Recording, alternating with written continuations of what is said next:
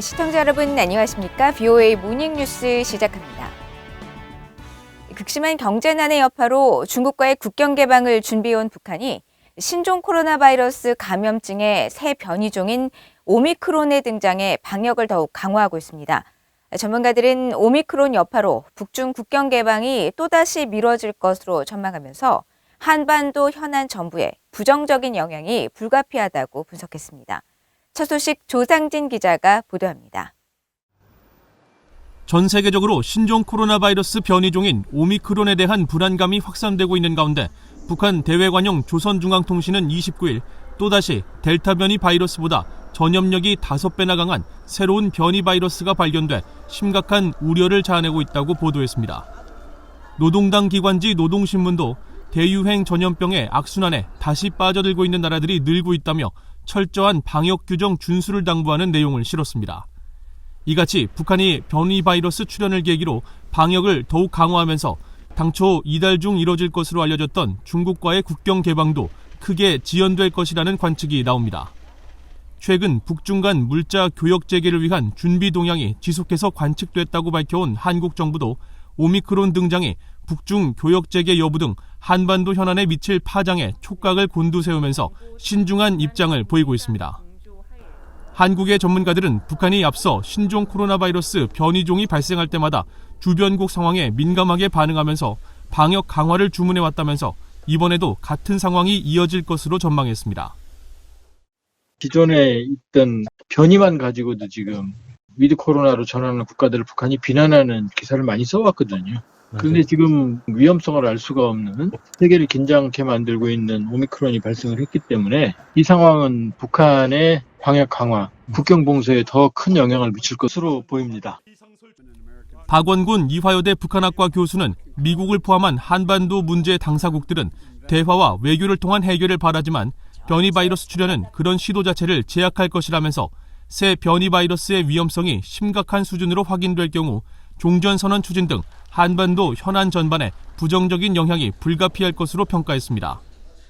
일단은 종전선언 당연히 영향을 받을 거고요. 종전선언을 하기 위해서는 어떤 형태로든지 협상을 해야 되고 이게 한미가 만든 안을 그냥 일방적으로 전해주는 것이 아니에요. 설사 전해준다 하더라도 그것도 접촉이 필요한 거 아닙니까? 한국이나 미국은 그렇게 하기보다는 이것을 또 하나의 계기로 삼아서 북한을 대화의 테이블로 끌어들이겠다라는 데 지금 화상대화를 할 수 있는 건 아니니까 물리적인 대화를 하는 것 자체가 지금 어렵다라는 거고. 김영석 전 한국 통일부 차관도 문재인 한국 대통령이 지난달 제안한 프란치스코 교황의 방북 구상에 대해서도 변이 바이러스가 확산하는 상황에서 더욱 요원해졌다고 분석했습니다. 전문가들은 또 조 바이든 미국 행정부가 베이징 동계올림픽에 대한 외교적 보이콧을 검토하고 있는 상황에서 중국이 한국과 북한 정상을 초청한다고 해도 코로나 상황이 악화된다면 성사 가능성은 더욱 낮아질 수밖에 없다고 지적했습니다. BOA 뉴스 조상진입니다. 제13차 아셈 아시아 유럽 정상회의가 한반도의 완전한 비핵화를 지지하는 내용의 의장 성명을 채택하고 지난 26일 폐막했습니다. 아셈은 또 신종 코로나 바이러스 감염증 백신의 공정한 배포를 비롯해 소외계층과 중저소득국에 대한 불평등 방지 등을 촉구하는 내용의 푸놈펜 성명도 채택했습니다. 박동정 기자의 보도입니다. 제13차 아시아 유럽 정상회의 아셈은 26일 폐막하면서 한반도의 완전한 비핵화를 지지하는 내용의 의장 성명을 채택했습니다.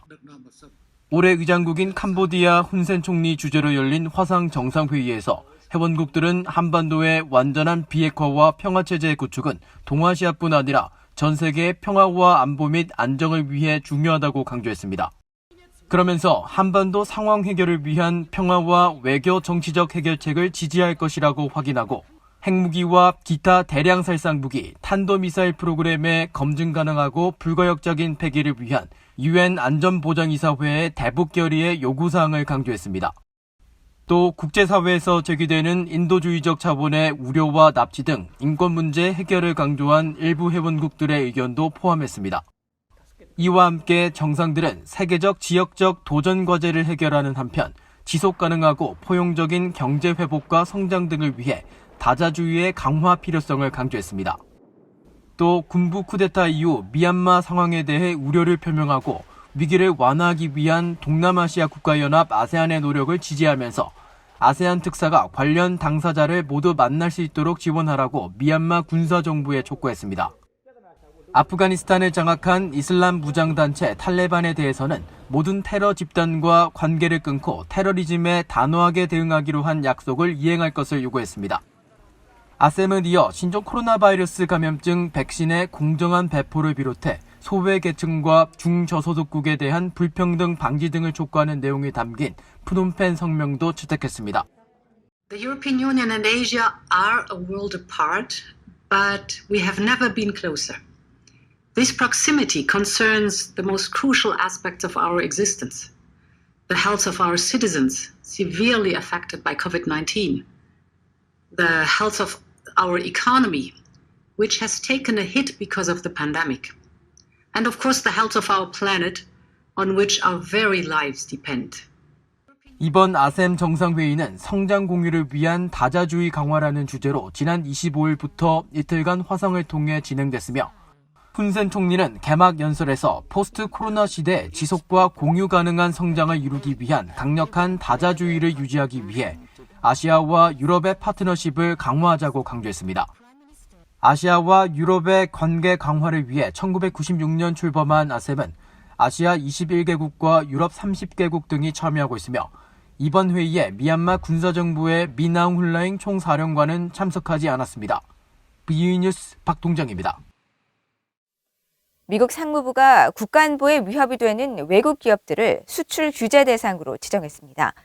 북한 유령 회사에 미국과 다른 국가의 기술을 판매한 중국 기업 계열사 3곳도 포함됐습니다.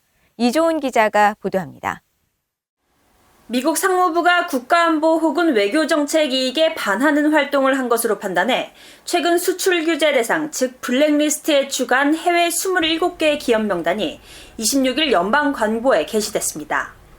대부분 중국과 파키스탄에 기반을 둔 업체들이며 러시아, 일본, 싱가포르에 소재한 기업도 일부 있습니다. 특히 이번에 지정된 수출 규제 대상에는 북한 유령 회사의 미국과 다른 국가의 기술을 판매한 중국 기업 코라드 테크놀로지의 계열사 3곳이 포함됐습니다. 상무부에 따르면 코라드 테크놀로지의 계열사 3곳은 이란의 군사 우주 프로그램과 북한의 유령 회사, 중국 정부의 방위산업 산하 기관들의 미국과 다른 서방 국가의 기술을 판매하는 데 관여한 이유로 수출 규제 대상에 추가됐습니다. 코라드 테크놀로지는 일찌감치 지난 2019년 상무부 블랙리스트에 올랐는데 이번엔 그 계열사까지 추가된 겁니다. 이와 함께 중국에 기반을 둔 8개의 기술 회사는 미국의 신흥 기술이 대스텔스와 대잠수함 응용 프로그램 등과 같은 군사 응용 프로그램을 지원하는 중국의 양자 컴퓨팅 기술에 사용되는 것을 방지하기 위한 차원에서 수출 규제 대상에 추가됐습니다. 상무부는 이들 기업이 중국 인민해방군의 군사 현대화를 지원하거나 지원할 가능성이 있으며 군사 응용 프로그램을 지원하기 위해 미국이 원산지인 물품을 획득하거나 획득을 시도한다고 지적했습니다. 이 밖에 16개의 기관과 개인이 파키스탄의 핵활동 혹은 탄도미사일 프로그램과 관련된 활동에 관여한 이유로 규제 대상에 올랐습니다. 규제 대상에 오른 기업과 개인의 물품은 수출 관리 규정에 따라 상무부의 사전 허가를 받은 경우를 제외하곤 수출이나 재수출이 제한됩니다.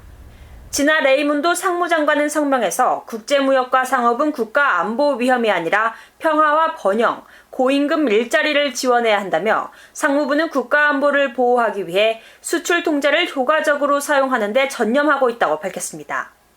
중국 정부는 미국의 이번 조치가 중국 기업의 이익을 심각하게 손상하고 국제 질서를 훼손했다며 강력하게 반발했습니다. 中方坚决反对美方上述举措，要求美方立即纠正错误，中方保留对美方采取必要反制措施的权利。 미국은 정부가 미국산 기술이나 장비 등의 수출을 금지하는 북한과 같은 나라에 해당 품목을 판매한 해외 기업에 대해 수출 규제나 거래 금지 조치를 적용함으로써 사실상 간접적인 제재를 가하고 있습니다. VOA 뉴스 이조은입니다. 중국 교도소를 탈옥했던 탈북민 남성이 40여일 만에 중국 공안 당국에 체포됐습니다.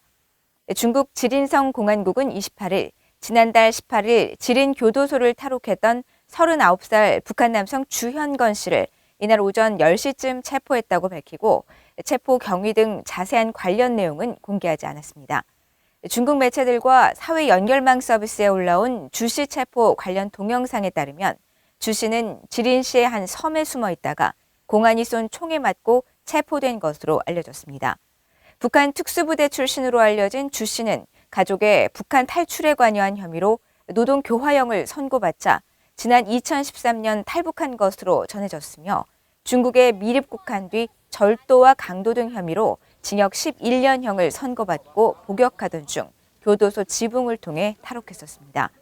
국제인권단체인 휴먼 라이츠 워치는 지난 7월 중국 당국이 탈북민 등 적어도 북한 국적자 1,170명을 교도소 등 여러 시설에 구금하고 있다면서 이들이 강제 북송되면 처형될 것이라고 우려한 바 있습니다. 제3국에 머물고 있는 탈북민들이 북한으로 강제 송환되면 고문 등 심각한 인권 침해를 당할 우려가 있으며 한국 정부는 이들에 대한 적극적인 보호 대책을 모색해야 한다고 유엔 인권관이 지적했습니다. 유엔 서울인권사무소의 마도카 사제 인권관은 29일 한국 국가인권위원회가 주최한 2021 북한 인권 국제 심포지엄에 참석해 탈북민들이 제3국에서 체포된 경우 한국 정부의 직접적 중재가 이들의 강제 북송을 막는 데 도움이 될 수 있다면서 이같이 밝혔습니다. 마도카 사제 인권관은 그러면서 국제난민법과 인권법은 강제 송환을 금지하고 있다면서 한국 정부의 해결 방안 모색을 강조하고 북한 인권 상황에 대한 감시와 기록의 중요성을 한국 정부가 2007년부터 5년마다 수립해온 국가인권정책 기본계획에 명시해야 한다고 덧붙였습니다. 사이먼 스미스 주한 영국 대사도 이날 행사에 참석해 영국 정부는 북한의 인권 상황에 대해 심각히 우려하고 있다면서 영국은 유엔과 국제인권기구, 다자회의를 통해 북한의 광범위한 인권 침해 문제를 해결하고 인권 보호 의무를 다할 것을 계속 촉구해왔다고 강조했습니다. 한국 경기도교육청이 북한 학생들의 학교 생활에 대한 내용을 담은 웹툰을 공식 사회연결망 서비스에 올렸다가 북한 찬양 논란이 일자 삭제한 것으로 나타났습니다. 경기도교육청은 지난 26일 사회연결망 서비스 인스타그램에 북한 친구들 부럽다는 제목으로 10개의 장면으로 구성된 웹툰을 게시했으며 한국 학생들이 북한 학생들의 학교 생활에 대해 부럽다고 표현하거나 북한에 가고 싶다고 말하는 내용들이 포함됐습니다. 해당 웹툰은 당초 경기도 내 한 초등학교 교사가 수업 시간에 수업한 내용을 도교육청에 사연으로 보냈고 도교육청이 이 내용을 웹툰 업체에 의뢰해 제작한 것으로 알려졌으며 북한 찬양 논란이 일자 27일 곧바로 삭제된 것으로 전해졌습니다. 이에 대해 경기도교육청은 컨텐츠에 대한 검토와 결제를 최소한으로 줄이다 보니 논란이 될 부분에 대한 확인이 부족했다면서 해당 웹툰을 삭제했다고 설명했고 이재정 경기도교육감도 관리 책임 부실을 통감하며 재발 방지를 위해 노력하겠다고 밝혔다고 연합뉴스 등 한국 언론들이 보도했습니다. 이상으로 BOA 모닝뉴스를 모두 마칩니다. 시청해주신 여러분 고맙습니다.